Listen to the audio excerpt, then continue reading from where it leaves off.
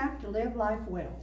When a young adult receives a diagnosis of mental illness, there can be a lot of information to take in. However, in many circumstances, the parents of this adult are left behind. Today, we're here to talk with the parents of a young lady who was diagnosed with a mental illness.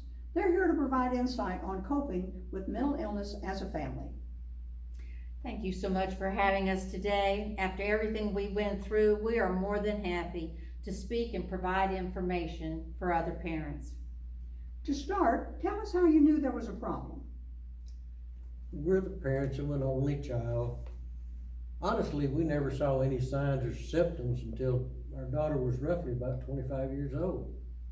She graduated from college, went back, got her master's degree. She's got a really great job, moved out of the house, was living the American dream.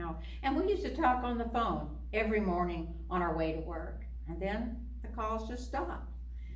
After not having heard from her in 2 weeks, she just finally called, and she sounded happy and busy, but her roommate sent us a text telling me how concerned she was for our daughter. She said she was not sleeping, said she was staying out all hours and missing a lot of work. And this was not normal behavior for our daughter. Yeah, that's how we knew something was wrong. Yeah. She'd never even skipped a day of school. Then one night I got a phone call. It was the police. She was arrested. We went and talked to a lawyer, went on down, picked her up, brought her home. She kept telling us stories that didn't even add up to what had happened. Next day, she wouldn't even get out of bed, no matter what we said or did. She just kept staying in bed. I was lost, and I just didn't know what to do. We blamed her, and then we blamed ourselves. Yeah. And we thought maybe there was drugs involved. And we watched her very carefully, and we never saw any drugs. It was an awful time, and we were miserable.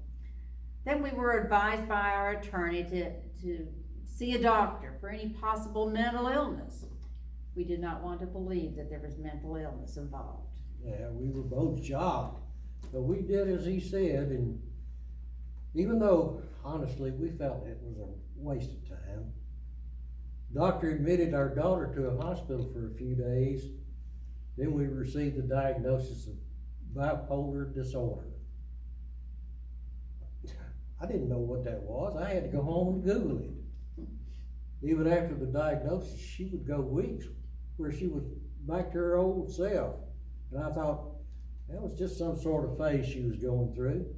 It'd be over soon. I was wrong. I'm so sorry. That sounds like such a difficult time. I cannot imagine what you've been going through as a parent.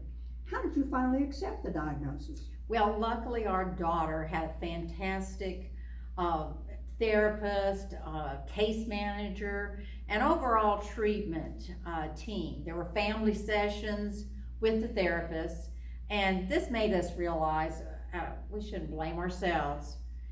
For family support, the case manager suggested NAMI. Now that's an organization that's called National Alliance on Mental Illness, and it provided a wealth of support and information. We attended the NAMI family support meetings. There were other parents with adult children diagnosed with mental illnesses as well.